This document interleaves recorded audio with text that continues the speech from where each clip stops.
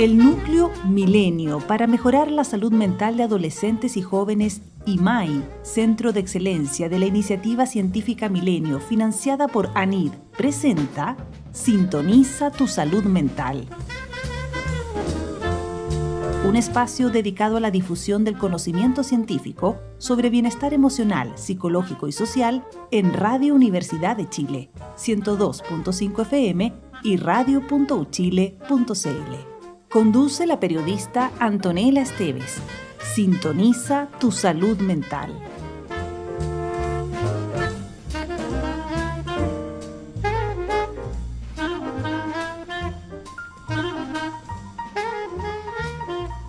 Son las 6 de la tarde con 5 minutos de este jueves 25 de mayo. El cielo está precioso en la región metropolitana. Si tiene la oportunidad de asomarse a una ventana y mirar hacia el poniente, se va a dar cuenta que tenemos unos cielos rosados a esta hora muy, muy bellos y corre un viento de lluvia.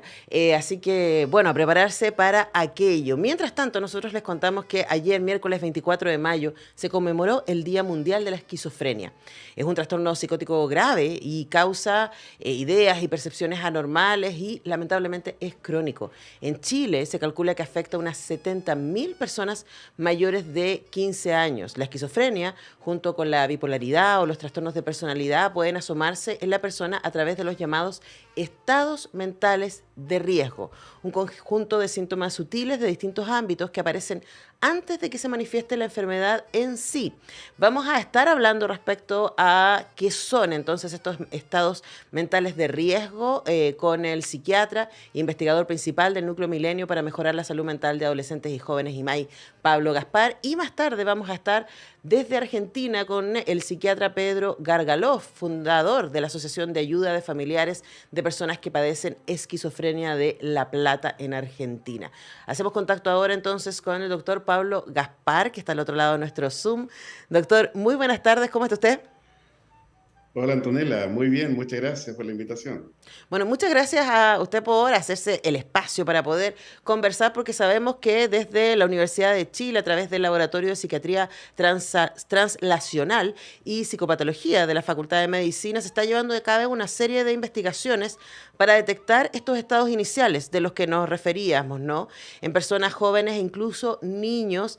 Leía que reconocer estos síntomas no significa que la persona necesariamente va a desarrollar alguna de estas patologías, pero aquí va mi primera pregunta. ¿Sirve? ¿Podemos detener el desarrollo de esta enfermedad? Bueno, una excelente pregunta, Antonella. A ver, para contextualizar, por supuesto, es un estado, ¿no es cierto?, los estados mentales de riesgo, en que el objetivo primario por el cual históricamente nació era lo que tú mencionas, digamos, tratar de retrasar la aparición de toda la sintomatología grave de enfermedades psiquiátricas severas, en particular la esquizofrenia. Sin embargo, el foco actual en el estudio, tanto clínico como de investigación, es seguir a estos pacientes, porque muchos de ellos, si bien no desarrollan una enfermedad psiquiátrica severa, sí presentan una disfunción social. ¿Qué significa eso?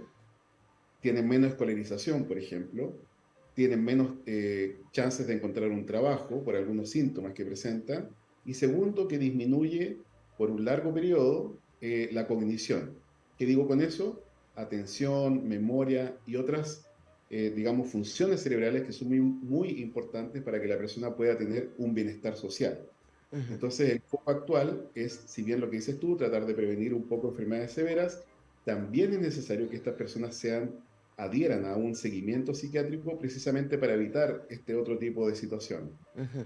Ahora, quisiera ir un poquito atrás, ¿no? Porque como ha pasado con otras patologías y sintomatologías vinculadas con la salud mental, a veces la cultura popular les ha hecho un flaco favor.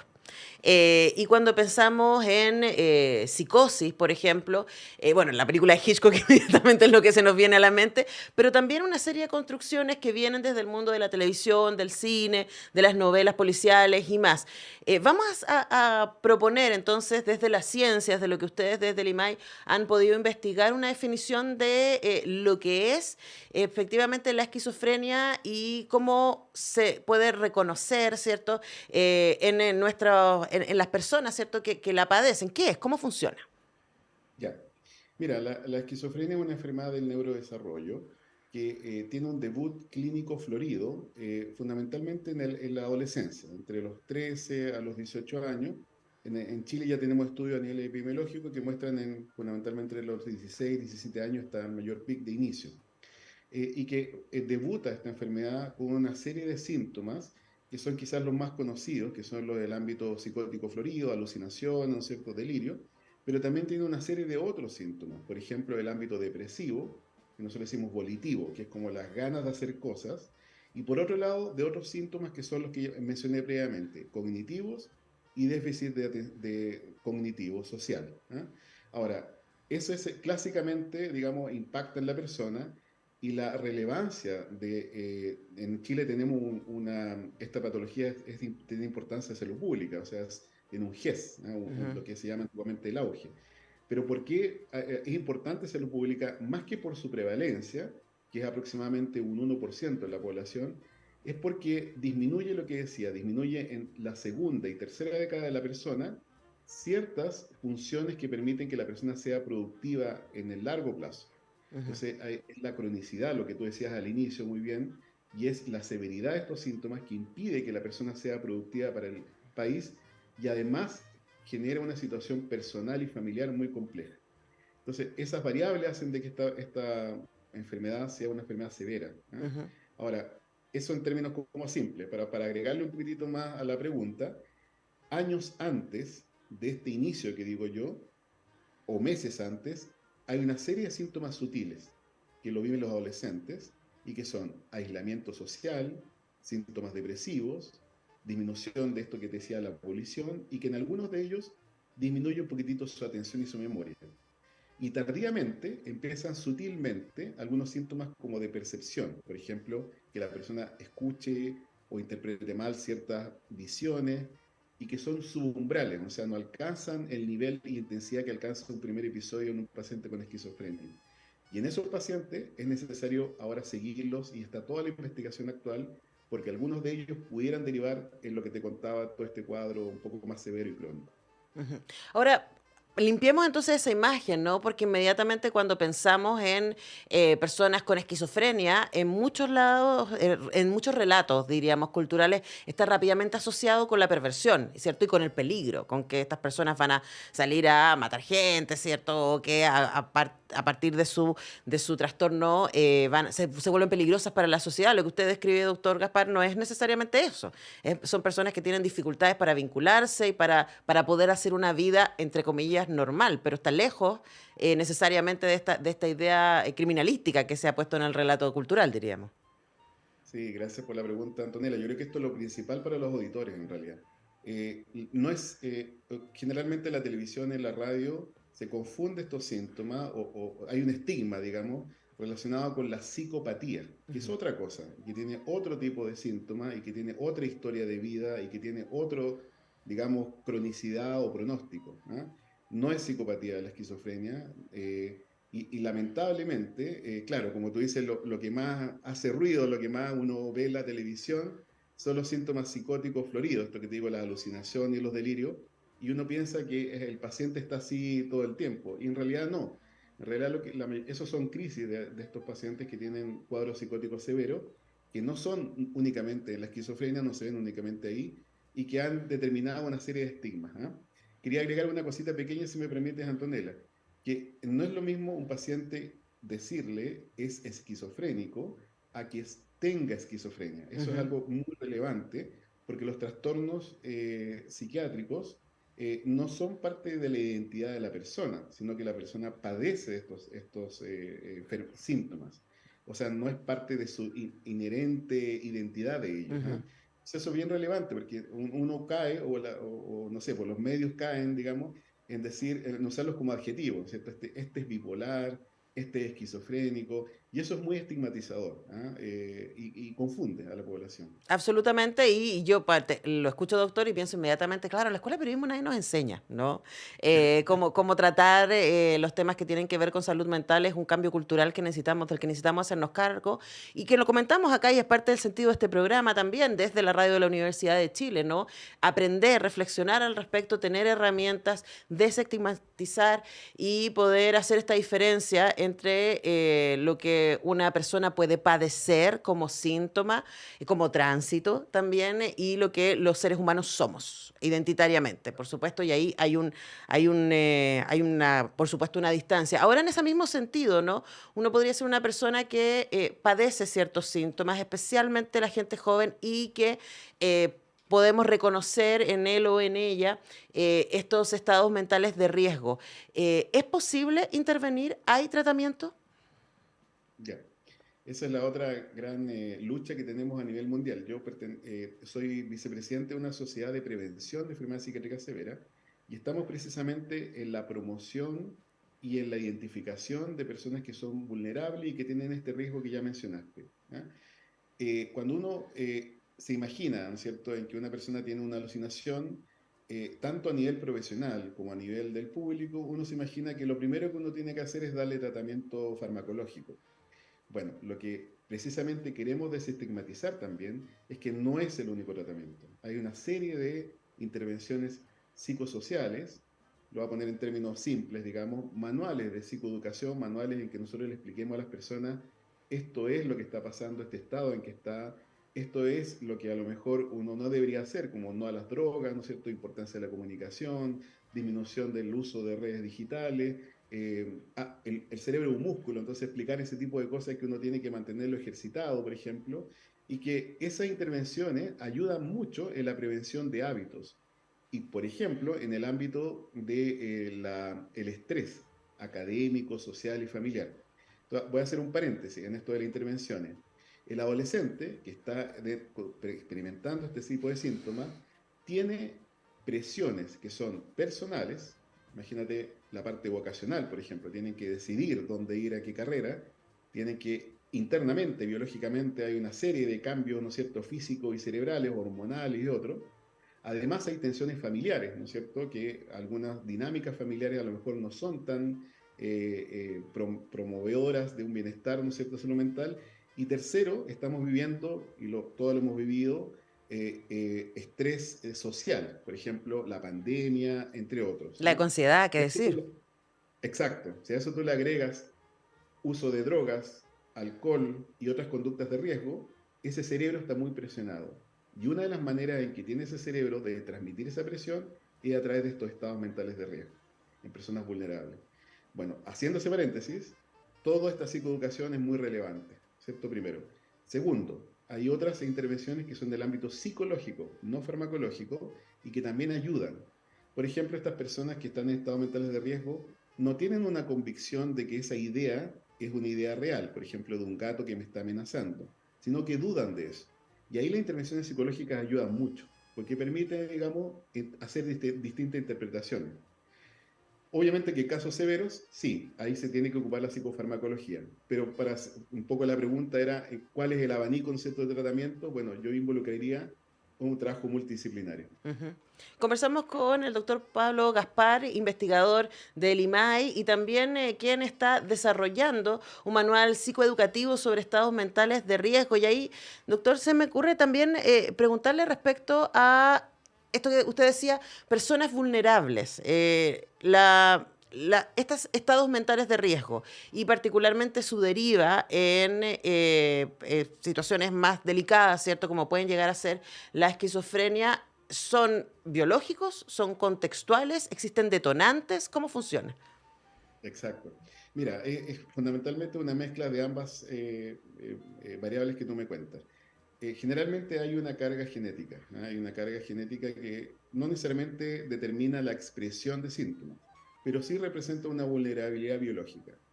Si a eso tú le agregas en el transcurso de la vida, traumas tempranos en la vida, ¿no es cierto? Una poca enriquecedora niñez, digamos, un estrés tóxico, ¿no es cierto? Bullying y en la adolescencia empiezan a aparecer noxas cerebrales como el uso de drogas, como por ejemplo marihuana u otras, ese cerebro empieza a tener una plasticidad, o sea, una capacidad para sobreponerse a esas noxas muy limitada. Y en algún momento de la adolescencia eso hace de que se generen síntomas. O sea, en el fondo es una vulnerabilidad biológica más una vulnerabilidad psicosocial la que probablemente determina la aparición de un cuadro como estados mentales de riesgo o un cuadro psiquiátrico severo. ¿Y cuáles serían? Estoy pensando en una comunidad educativa, por ejemplo, ¿no? O el público objetivo para el que usted escribió el manual psicoeducativo sobre estados mentales de riesgo.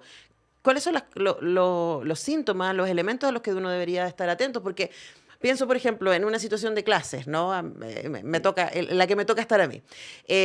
Uno no conoce el historial personal de cada uno de sus alumnos, ¿no? Uno está ahí nomás. sí, Y sí, finalmente, bueno, quienes pueden pasar más tiempo con ellos, quizás pueden llegar a reconocer que hay aquí algunas cosas que, claro, el nivel de estrés es común, ¿cierto? Hay ciertas reacciones que son generacionales, hay ciertas cosas que uno puede decir, ya, ok, esto es parte de ser adolescente, pero sí. luego me imagino que hay ciertos elementos que uno dice, uy, atenti aquí. ¿Cuáles son esos elementos? Perfecto. Señales de alarma, básicamente, lo que me Ujú, estás preguntando. Te voy a contar un caso típico. Una persona que empieza, un adolescente que empieza a aislarse, ¿no es cierto? Empieza con síntomas depresivos, que no rinde bien en el colegio, que empieza a descolarizarse y que de repente empieza a tener actitudes distintas. En los familiares generalmente detectan eso. ¿Ah? Por ejemplo, personas que pasan mucho tiempo encerrados en el baño o que tienen conductas raras, por ejemplo, pasan tiempo haciendo cosas como extrañas. ¿Ah? Por ejemplo, van al jardín y empiezan a excavar un hoyo, por decirte algo que no tiene sentido, ¿no es cierto? O que empiezan a tener confusión del pensamiento, ¿ah? Y que tienen una serie de alteraciones, como las que te contaba previamente, ujú. que de repente empiezan a decir, ok, escucho mi nombre, pero no hay nadie, o veo algo y le atribuyo un significado que la mayoría de las personas no lo determinan como tal. Esas personas que tienen ya esa aparición de síntomas, junto con lo que te decía previamente, ya es un estado en el cual llama la atención. A veces sucede también de que las personas cambian bruscamente de ánimo sin necesariamente tener un gatillante psicosocial que implique ese cambio anímico. Ese conjunto de síntomas en que la persona ya empieza a tener, como digo, esta sutileza, y además, obviamente, hay antecedentes en la niñez y una vulnerabilidad genética, ya es un motivo de Ujú. consulta. ¿Ya? Si eso persiste en el tiempo, porque eso puede pasar, puede ser transitorio, digamos. ¿Ah? Por ejemplo, un adolescente puede tener experiencias llamadas de tipo psicótica que no necesariamente vayan a una psicopatología grave. Pero si eso persiste en el tiempo y se incluye una disminución de su función social, o sea, de cómo la persona va al colegio o cómo la persona rinde en el colegio, eso ya es un motivo de consulta como que la persona pueda ver, tiene que verlo un profesional. ¿Qué Ujú. profesional? Alguien de salud mental, psicólogo o psiquiatra. Claro, ahora yo lo escucho, doctor, y pienso, bueno, tres de las cuatro cosas que usted dijo, la mayoría de nosotros diríamos, ah, bueno, pero es adolescente, ¿no? Esta cosa de encerrarse, ¿cierto? O de quedarse fijado con una idea o con una situación, irse para adentro o estar distraído, podríamos pensar. Son todas cosas que uno podría decir, bueno, es parte de la adolescencia. Entonces hay ciertos elementos que uno dice, bueno, ya, pero esto no está bueno. Y quizás lo que yo he aprendido acá en estos meses haciendo este programa tiene que ver también con la funcionalidad cuando empieza a hacerles difícil estudiar, cuando empieza a hacerles difícil vincularse con sus pares o con su familia, ahí quizás aparecen también ciertas señales de alarma. Exacto. La funcionalidad es algo súper relevante porque en el fondo, para que uno decida tratar un síntoma desde el punto de vista, por ejemplo, farmacológico, no necesariamente es la aparición del síntoma, sino cómo ese síntoma afecta a la persona y afecta a lo que está pasando en el día a día. Entonces, eso es lo que dices tú es central en la intervención. Ahí uno tiene que determinar, el profesional tiene que determinar qué tipo de intervenciones. ¿Ah? Puede ser no solamente farmacológica, sino como te decía también psicoterapéutica. ¿Ah? Ujú. Pero tú tienes razón, yo te encuentro razón en el sentido de que esto es algo que ya es algo que cambia en la persona y ahí los familiares tienen que estar súper atentos, digamos. ¿Ah? No es lo mismo tener un duelo, por ejemplo, que uno tiene, pueden aparecer algunos síntomas con lo que estoy mencionando, pero hay un gatillante, ¿no es cierto? Hay una explicación de esto. En este caso, en los casos de estados mentales de riesgo, es como una aparición desde la nada, ¿me Ujú. entiendes? Una aparición que no hay algo que lo explique, ¿ah? Y que además tienen síntomas que tienen mucha severidad. Por ejemplo, lo que te estoy contando claro, uno diría que a lo mejor no es tan normal, como dices tú, escuchar la voz de una persona, ¿no es cierto? Siendo que no hay un estímulo previo, digamos, o que uno ve cosas que a lo mejor no están, digamos, que eso son básicamente alucinaciones. Ujú. ¿Ya? Y esas cosas es necesario que ahí consulte la persona a un profesional. Ahora, inmediatamente yo lo escucho y pienso, bueno, lo importante es que quien esté experimentando estas síntomas, ¿no? Pueda tener la confianza de acercarse a alguien y decir, necesito ayuda, me está pasando esto. Esto probablemente es lo primero. Y lo segundo es, bueno, cómo reacciona el entorno, y de cómo reacciona el entorno vamos a estar conversando después de la pausa con el psiquiatra Pedro Gargaloff de la Asociación de Ayuda de Familiares de Personas que Padecen Esquizofrenia. Hemos conversado con el doctor Pablo Gaspar, psiquiatra, investigador principal del Núcleo Milenio para mejorar la salud mental de adolescentes y jóvenes IMAI. Muchas gracias, doctor. Un placer conversar con usted. Gracias a ti. Hasta luego. Bueno, nos despedimos del doctor Pablo Gaspar. Vamos a escuchar a Fito Páez con Cable a Tierra y ya regresamos con más Sintoniza tu Salud Mental. Estás escuchando Sintoniza tu Salud Mental en Radio Universidad de Chile.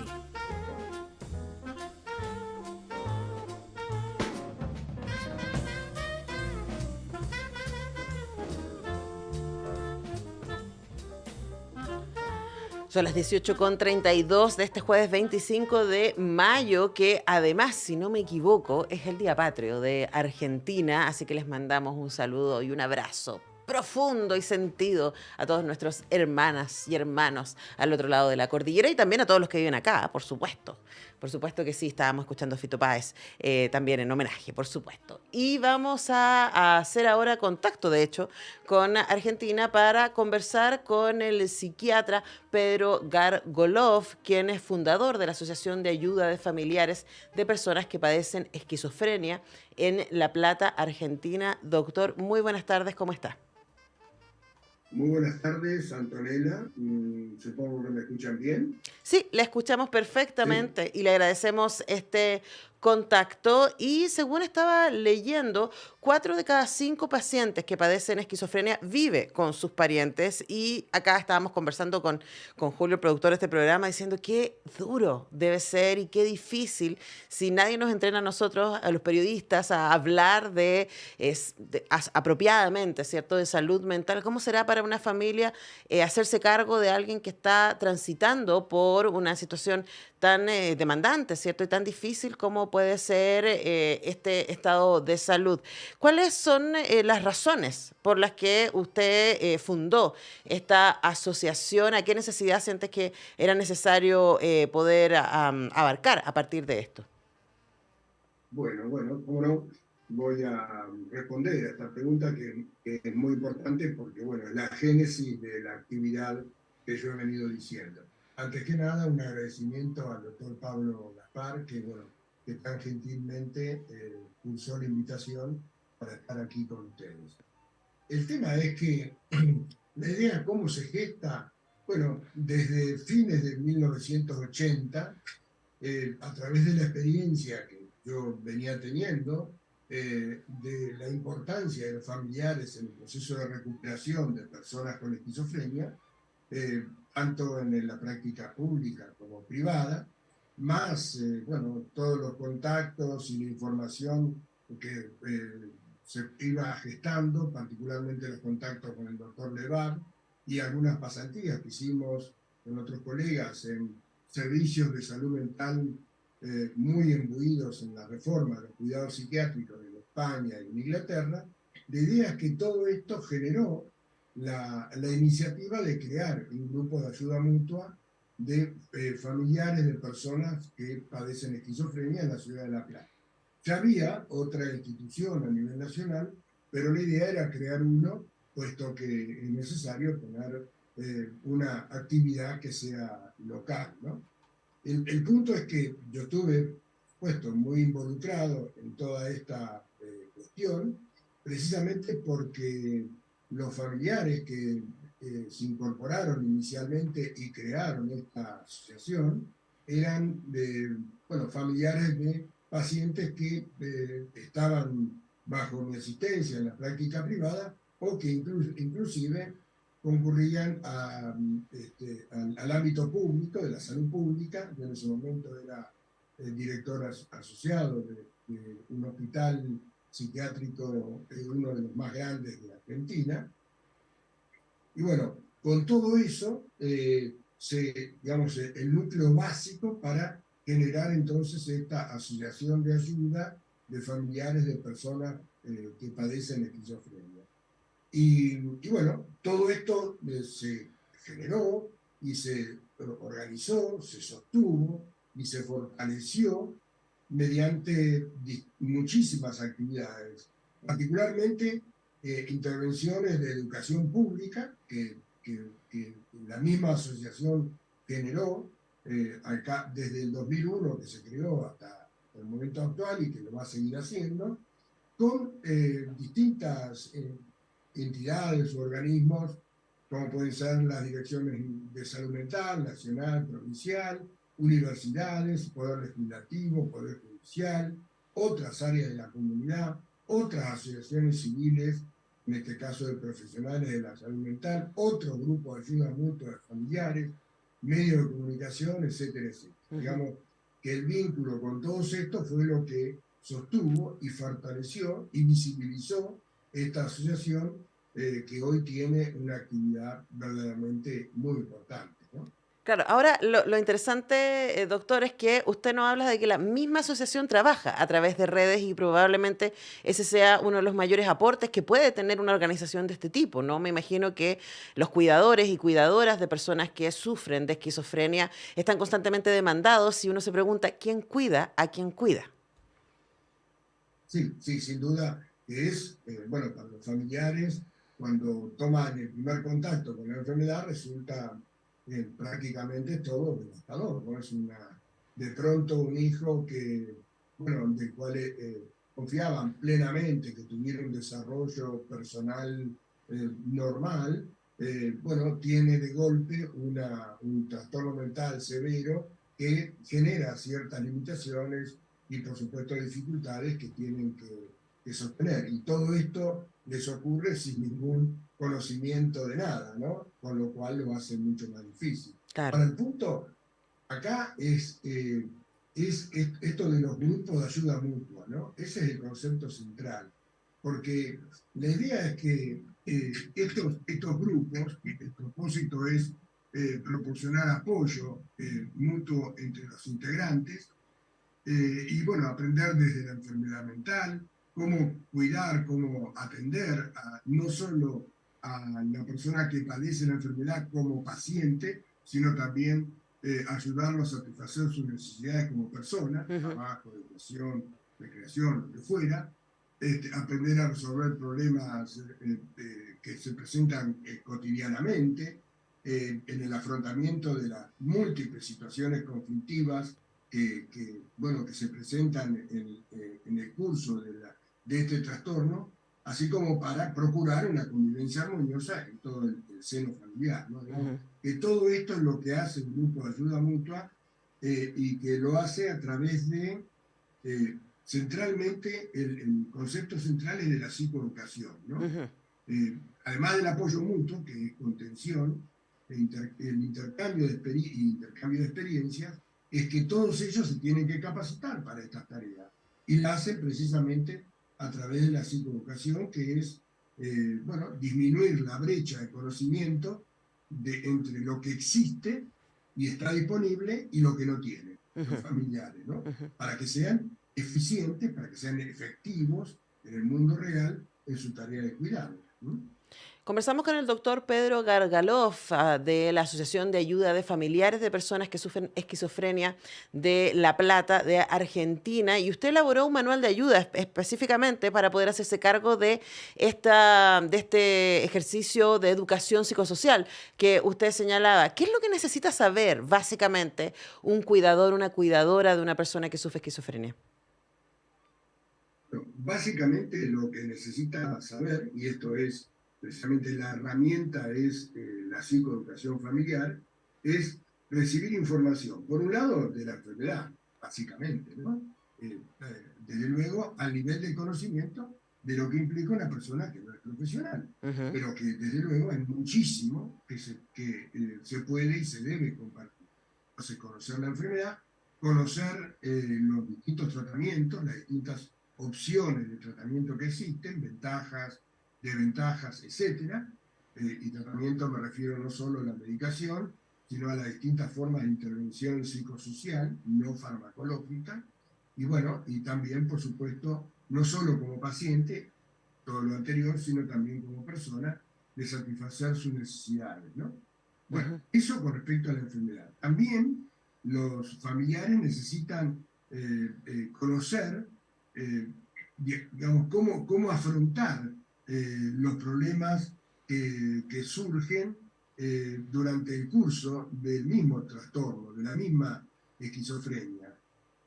Esto es, cuando se presenta una crisis, cómo prever la aparición de una crisis, qué hacer frente a los síntomas negativos, es decir, la bulia, la indiferencia, qué hacer cuando el paciente se excita, está agresivo, sobre todo ocurre esto cuando la persona deja el tratamiento, y acá hay un punto interesante que lo voy a dejar para el final, que es el tema del estigma, y bueno, entonces, es todo esto en lo que hace a la visión sobre la persona que padece una esquizofrenia, la que padece esquizofrenia. Pero a su vez también es muy importante que el familiar tenga la información necesaria para generar un autocuidado de sí mismo. Bueno, es redundante lo que digo, pero que tenga un autocuidado apropiado, porque si no atiende su salud física y no atiende su salud mental, probablemente no sea efectivo en su tarea de cuidado, ¿no? Va a afectar su capacidad de responder a esto.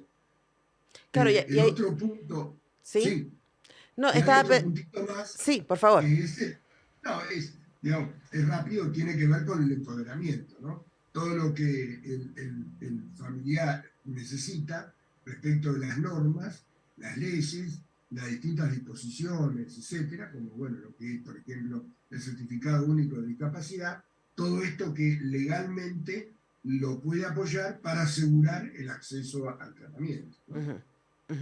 Claro, Sí, pensaba ahora también sí, a escucho. propósito de, claro, lo que usted señala como el autocuidado, la independencia, la agencia que puede llegar a tener una persona que padece, ¿cierto?, de una enfermedad como la esquizofrenia, también de alguna manera está contenido en la capacidad de estar bien de quienes les cuidan, ¿no? Y ahí se arma, porque a propósito de lo que conversábamos con el doctor Gaspar recién, antes de empezar esta conversación, de cómo los elementos psicosociales, los elementos contextuales pueden apoyar a el desarrollo más normal, más amable de una persona que sufre de esta enfermedad o pueden agudizar sus síntomas, ¿no? Exacto. Por eso es muy, muy importante también el apoyo a las familias. Ahora, en su opinión, doctor, ¿cómo evalúa usted, pensando en la historia que ya tiene la Asociación de Ayuda de Familiares de Personas que Padecen Esquizofrenia, que se pueden evaluar los resultados de que exista, para empezar, una agrupación como esta que genere contención y que también les apoyes con herramientas de educación psicosocial? Claro. Bueno, precisamente a través de las distintas actividades que la Asociación de Ayuda de Familiares de Personas que Padecen Esquizofrenia de La Plata, digamos, en una actividad integrada con otras asociaciones de familiares del país, viene realizando encuentros virtuales desde la pandemia. La pandemia ha ayudado muchísimo a que esto ocurra, si bien obligó, pero en definitiva esto que parecía una amenaza terminó siendo una oportunidad única para hacer encuentros mensuales virtuales de psicoeducación familiar en el que intervienen profesionales de la salud y otras disciplinas. Son encuentros que se graban y después se suben a un canal de YouTube y en el cual digamos, se discurren los temas que yo acabo de mencionar previamente respecto de cuáles son los contenidos de la psicoeducación familiar.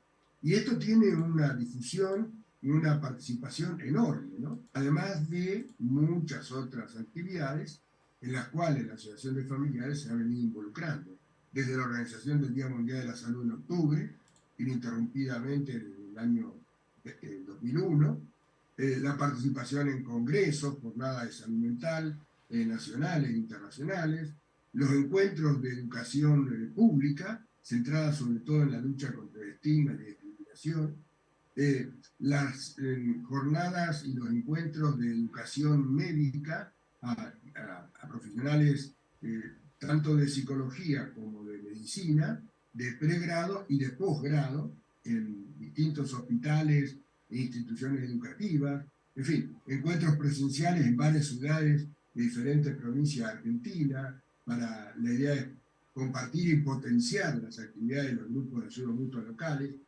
Todo esto es lo que ha generado una visibilización de AFE que, bueno, que ha generado que muchísimos familiares, cuando intentan ver qué hacer con esto de su angustia y su preocupación por no saber qué hacer con la persona con la cual convive y que tiene esquizofrenia, ponen en internet esquizofrenia familiar, y al menos en el ámbito de La Plata, lo primero que salta es AFE. Y bueno, y de ahí establecen el contacto y se unen en toda esta actividad de digamos, de psicoeducación.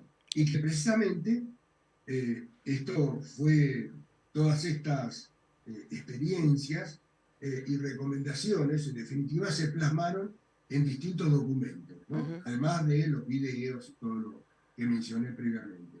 Uno de los documentos, que usted lo mencionó, es Vivir sin recaídas.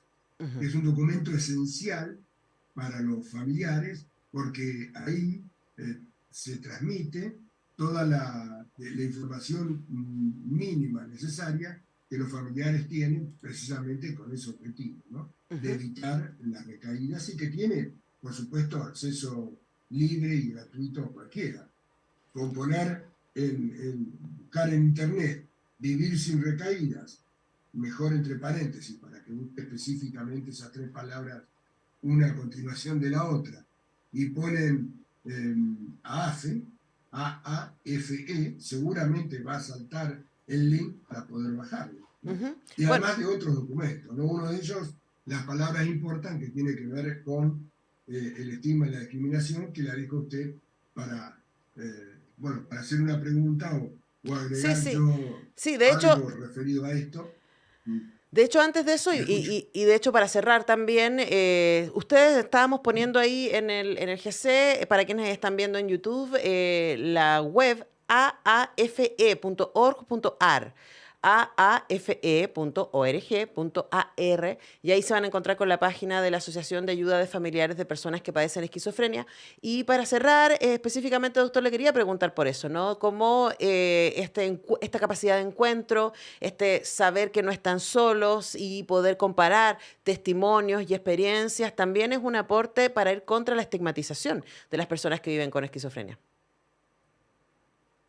Sin lugar a dudas, sin lugar a dudas. Entre las distintas estrategias para luchar contra el estigma y la discriminación, bueno, que hemos plasmado recientemente en un documento, en un artículo en una revista científica argentina, Vertex, que habla precisamente de estigma y discriminación asociados a los trastornos mentales, poníamos ahí énfasis en que el contacto con la persona que padece una enfermedad mental y el contacto con los familiares que brindan sus testimonios es una de las herramientas más importantes para, bueno, para combatir el estigma.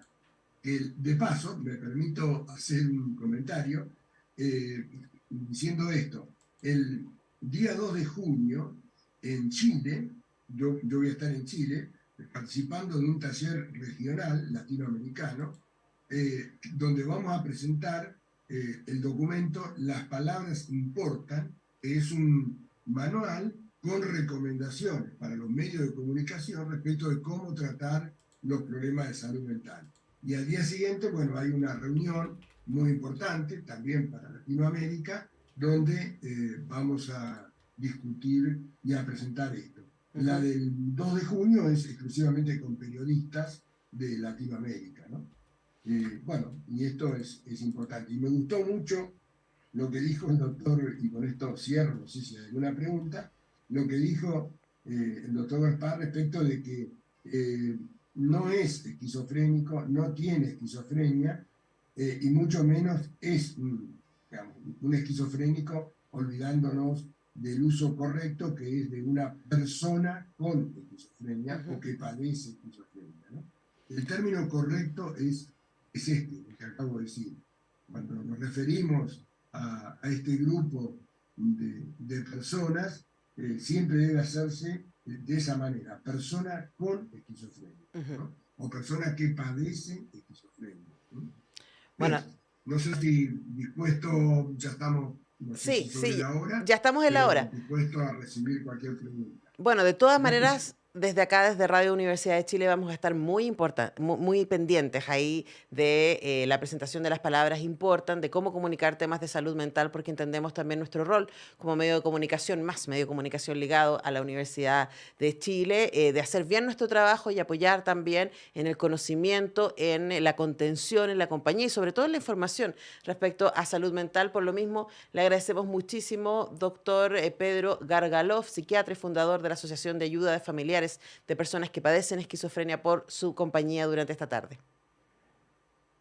Muchísimas gracias a ustedes por esta oportunidad y una pequeña aclaración. Es Gargolov.